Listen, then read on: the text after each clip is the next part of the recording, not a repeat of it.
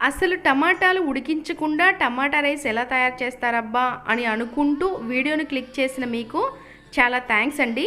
ఈరోజు ఈ వీడియోలో మనం చాలా సింపుల్గా చాలా టేస్టీగా టమాటా రైస్ని ఎలా తయారు చేసుకోవాలో చూసేద్దాము. ఈ టమాటా రైస్ కోసం ఒక మిక్సీ జార్లోకి 2 మీడియం సైజ్ టమాటాలని ముక్కలుగా కట్ చేసి యాడ్ చేసుకోవాలి. ఆ తర్వాత ఇప్పుడు ఇందులోకి అల్లం ముక్కల్ని, చిన్న ఉల్లిపాయల్ని, 2 పచ్చిమిరపకాయలని, అలాగే ఉప్పుని, పసుపుని యాడ్ చేసుకొని మనం ఎటువంటి వాటర్ అనేది యాడ్ చేయకుండా దీని మొత్తాన్ని మనం ఈ విధంగా బాగా పేస్ట్ లాగా రెడీ చేసుకొని పక్కన పెట్టుకోవాలి. ఆ తర్వాత స్టవ్ మీద ఒక ప్యాన్ పెట్టుకొని దాన్ని హీట్ చేసుకొని ఇప్పుడు దీంట్లోకి ఆయిల్ యాడ్ చేసుకున్న తర్వాత ఇప్పుడు ఇందులోకి లవంగాల్ని, దాల్చిన చెక్కని, 2 యాలకుల్ని, బిర్యానీ ఆకుని, అలాగే ఆవాలు, పచ్చిశనగపప్పుని, అలాగే జీడిపప్పును కూడా యాడ్ చేసుకొని మంటని మీడియం ఫ్లేమ్లోకి అడ్జస్ట్ చేసి పెట్టుకొని వీటన్నిటిని మనం బాగా ఫ్రై చేసుకోవాలి. ఇవి మనకి బాగా ఫ్రై అయిపోయిన తర్వాత ఇప్పుడు ఇందులోకి ఒక ఉల్లిపాయని ముక్కలుగా కట్ చేసుకొని యాడ్ చేసుకొని దానిని కూడా మనం బాగా ఈ విధంగా ఫ్రై చేసుకోవాలన్నమాట.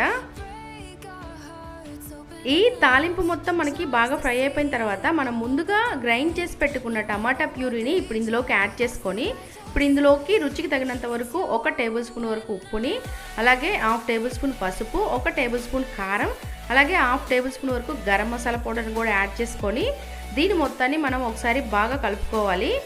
ఆ తర్వాత మంటని మీడియం ఫ్లేమ్లోకి అడ్జస్ట్ చేసి పెట్టుకొని దీనిని 1 నిమిషం పాటు బాగా కలుపుకొని ఇప్పుడు మనం మూత పెట్టి మీడియం ఫ్లేమ్లోనే దీనిని 2 నుంచి 3 నిమిషాల పాటు బాగా ఉడికించుకోవాలన్నమాట. అంటే ఈ టమాటా ప్యూరీకి ఉన్న పచ్చివాసన పోయేంత వరకు ఒక 2-3 నిమిషాల పాటు బాగా ఉడికించుకొని ఆ తర్వాత మూత తీసుకొని ఇంకొకసారి మనం ఈ విధంగా బాగా కలుపుకోవాలి. మంటని మీడియం ఫ్లేమ్లోకి మాత్రం అడ్జస్ట్ చేసి పెట్టుకోవాలి. ఆ తర్వాత మనం ముందుగా ఉడికించి పెట్టుకున్న రైస్ని, అన్నంని ఇప్పుడు ఇందులోకి యాడ్ చేసుకోవాలి. ఇక్కడ నేను బాస్మతి రైస్ తీసుకున్నాను, మీరు ఏదైనా తీసుకోవచ్చు, అది మన ఇష్టం అండి, ఏ రైస్ అయినా తీసుకోవచ్చు. ఆ తర్వాత అన్నం కూడా యాడ్ చేసుకొని దీని మొత్తాన్ని మనం బాగా కలుపుకోవాలి. ఈ టమాటా ప్యూరీలో ఈ రైస్ బాగా కలిసేలాగా మంటని లో ఫ్లేమ్లోకి మాత్రం అడ్జస్ట్ చేసి పెట్టుకొని దీని మొత్తాన్ని బాగా కలుపుకోవాలి.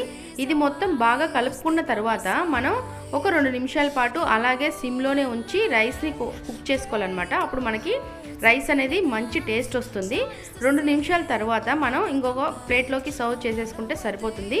అంతే, చాలా సింపుల్గా చాలా టేస్టీగా మనకి చాలా ఈజీగా టమాటా రైస్ అనేది రెడీ అయిపోయింది. సో మీరు కూడా ఈ విధంగా ట్రై చేయండి తప్పకుండా.